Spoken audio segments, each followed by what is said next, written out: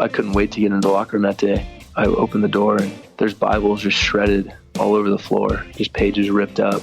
You could barely even see carpet. It was the most defeating thing I've ever witnessed in my life. Ben couldn't believe that some of the guys on his college football team tore up the Bibles he had given them as a Christmas gift. I was just at the lowest of the lows right there because I'd poured my heart and soul into trying to find my purpose. And not only did I fail, but I failed miserably. Sad eyes open wide, staring up into the sky, waiting for a sign of life. Dry as a desert sun, need a drop of water on the tongue just to stay alive. Ben Malcolmson thought he had failed miserably at following God's purpose. Little did he know what God had in store, though. Ben is our guest on this episode of GPS, God, People, Stories. It's an outreach of the Billy Graham Evangelistic Association. I'm Phil Fleischman. My co-host, Jim Kirkland, is off this week. Ben's story has a lot to do with football, so this seemed like a good time to share it since college football starts in a couple of weeks and the NFL preseason's already begun. But even if you don't know a single thing about football, Ben's story can still be for you because it's all about fulfilling God's purpose for your life. And Billy Graham will share a few words about that later in the episode. When there are problems and pressures and we face difficulties and confusions and discouragements, we have to remember, what is God doing? What is His purpose in the world? More from Billy Graham after Ben Malcolmson's story. And if you didn't know, you can hear hundreds of messages from Billy Graham online at billygrahamradio.org. Just look for the Billy Graham Audio Archives. Again, that's billygrahamradio.org. GPS. God. People. Stories. I grew up in Dallas, Texas, going to church every week.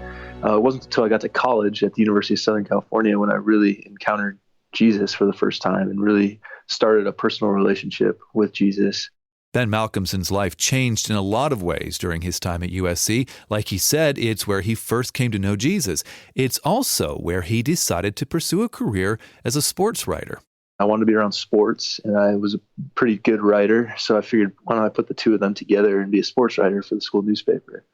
And I got the call from the editor to cover the football team there at USC, and this was right in the glory days of USC football, number one team in the country. And for the next 3 years, I got to go to every single home and away football game for USC, and it was incredible. I got to go to 2 Heisman Trophy ceremonies, and just an amazing experience. The team won back-to-back national championships in 2004 and 2005, and almost won a third straight one in 2006. They had 2 Heisman Trophy winners in back-to-back years, and then they had 3 in a span of 4 years. The best college football player in the country was on the USC football team. So it was just an incredible run. They won, it was something like 37 out of 38 games, and they were announced the team of the decade a few years later, and just all these awards and NFL players that are still playing today from those teams. Just an incredible time at USC. Now, some of the team's wins and championships were later vacated by the NCAA, but at the time, the USC Trojans were the hottest team in college football. And as Ben Malcolmson entered his senior year, he wanted to shine a spotlight on some of the lesser-known players on the team. And I was gearing up to graduate and wanted to do a good final story for the school newspaper. I didn't want to just go out with a whimper. I wanted to go out with a bang. And I got an idea, well, why don't I do a story on the walk-ons on the football team? It was kind of counterintuitive to do a big story on kind of the guys that get the smallest amount of attention on the team. And the walk-ons are the end-of-the-bench guys, the guys that don't get scholarships to play in college, and they have to pay their own way to go to college and be a part of the team and all that. But they're a vital part of the team as well. But instead of just interviewing walk-on players for his story, Ben decided to actually participate in the walk-on tryouts.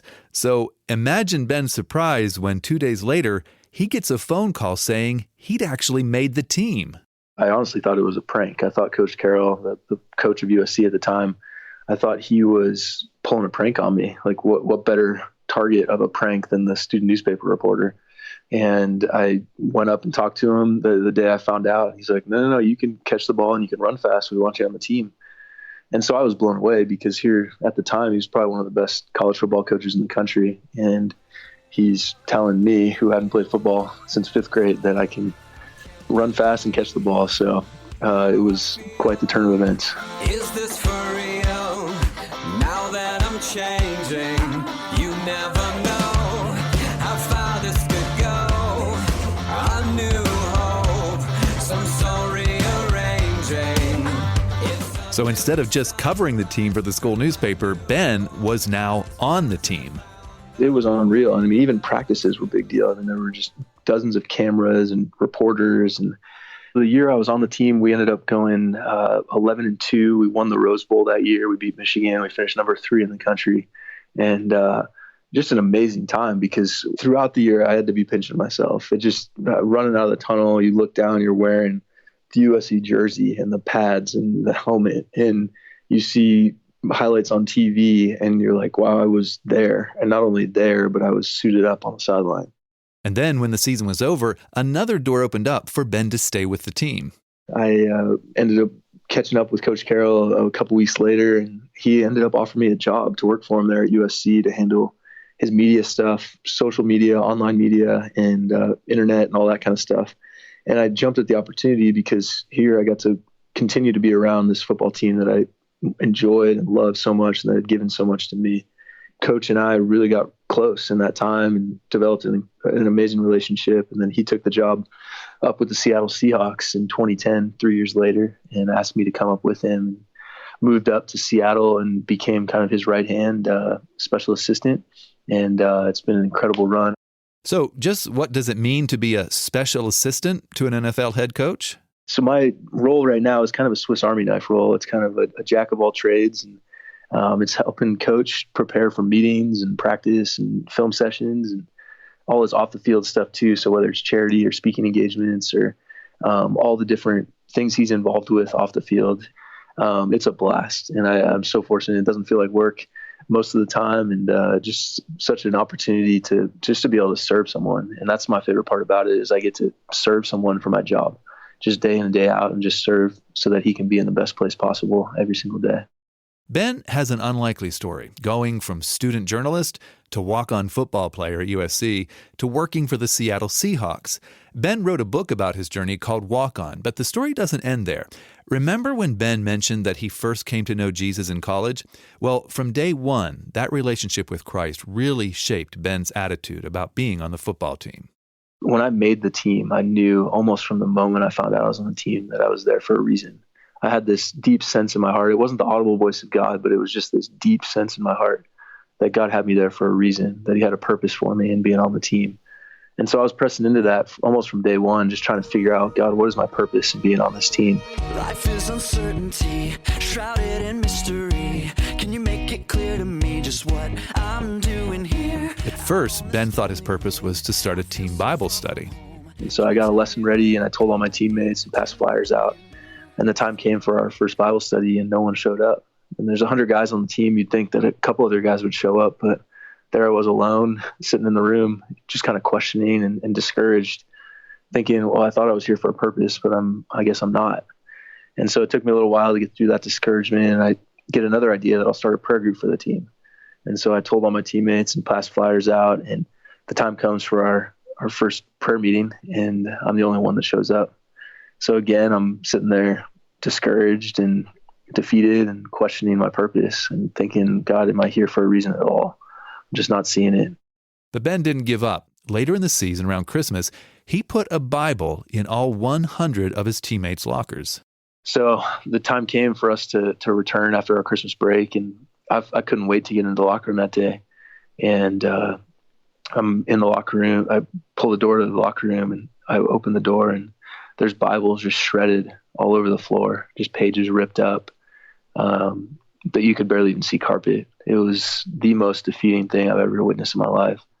I was just at the lowest of the lows right there. And I remember taking the Bible that I'd put in my own locker that day, and I just kind of threw it in the back of my bookshelf because I'd poured my heart and soul into trying to find my purpose. And not only did I fail, but I failed miserably. Ben didn't have much time to dwell on the torn-up Bibles, though. The team was busy getting ready for the Rose Bowl, which they won, by the way, and that brought a lot of excitement and happiness. But then there was pain and sadness just a few days later when Mario, one of Ben's best friends on the team, died unexpectedly. And I was absolutely crushed. And we go to his funeral a few days later, and a bunch of our offensive linemen carry his casket down the center aisle, and I look up as the casket passes by, and on top of his casket was the Bible that I'd placed in his locker. Seeing that Mario had kept the Bible, it was a huge help for Ben as he grieved the loss of his friend. But then, 4 years later, Ben learned that Mario hadn't just kept the Bible that week before the Rose Bowl. He had picked up the Bible and started reading it that day, and for the rest of that week couldn't put the Bible down. Every spare moment he had, he was reading. And he had ended up starting a relationship with Jesus that week because of the Bible. And I find out from a former teammate of mine who was sharing the story to me 4 years later. And I was just rocked by it. I mean, it was just, God was so real in those moments.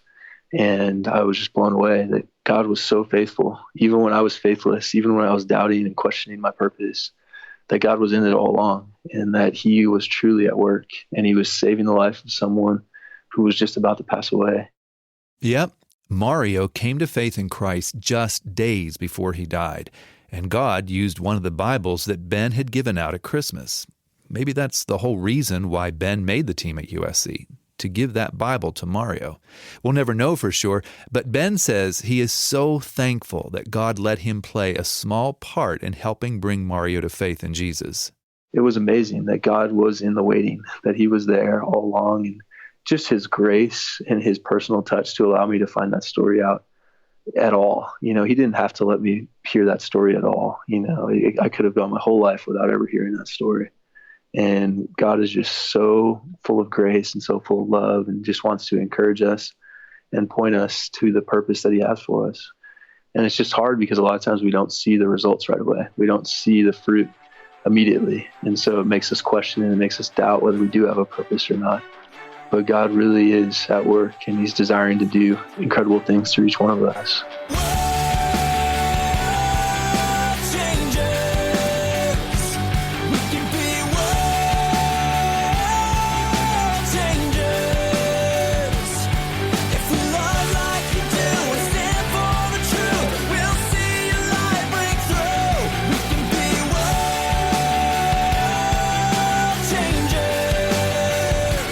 What incredible things does God want to do through you? He has a plan and a purpose for your life, and if you're a follower of Jesus, you can know for sure that all the ups and downs are part of that plan. Maybe you're ready to surrender your life to Jesus for the first time. Well, if you want more details on how to do that, go to this website, findpeacewithgod.net. That's findpeacewithgod.net. In just a minute, we're going to hear a Billy Graham story from Ben Malcolmson. You're listening to GPS, God, People, Stories, a podcast production of the Billy Graham Evangelistic Association. Tonight, I'd like to consider the purpose of God. Billy Graham. When there are problems and pressures, and we face difficulties and confusions and discouragements, we have to remember, what is God doing? What is his purpose in the world? God has a purpose, and God's purpose, it seems to me, is that we be discipled and that we be conformed to the image of his Son, the Lord Jesus Christ. I don't believe we have much time left as I look at the world. We're running out of plays. The world is on a collision course right now with time. Evangelism comes right into the very heart of the world crisis because people need to be born again. We believe that when we're in evangelism, winning people to the Lord Jesus Christ, that we're in step with God's purpose, his priority. I hope nothing will discourage you. I hope that we're cooperating with God in this great purpose to touch the world for Christ. We have a glorious message to carry to a waiting world that so desperately needs Christ. You can learn how to share your faith with the people in your life who desperately need Christ. Just check out findpeacewithgod.net. That's findpeacewithgod.net. Our guest on this episode of GPS is Ben Malcolmson. Before he began working for the Seattle Seahawks, Ben was a part of the USC Trojans football team that won a bowl game against the Michigan Wolverines. That game was played in the Rose Bowl, but it wasn't the first time Ben had been there. He saw Billy Graham preach there a few years earlier. So I went to the Rose Bowl in 2004 and was there in a packed Rose Bowl. I mean, there's 100,000 people in that place. And I have goosebumps right now just remembering it, and just the way that Dr. Graham could communicate the simplicity and the beauty of God's love for us through Jesus, and just the way that he could touch lives. I'll never forget it. It's had a huge impact on my life. Well, we're certainly grateful to Ben Malcolmson for sharing how he has made an impact on people's lives through the gospel of Jesus Christ. And we also want to say thank you to Audio Adrenaline for the use of some of their music in this episode. And of course, we want to thank you for listening to this episode of GPS. I'm Phil Fleischman. GPS, God, People, Stories, is an outreach of the Billy Graham Evangelistic Association. Always good news.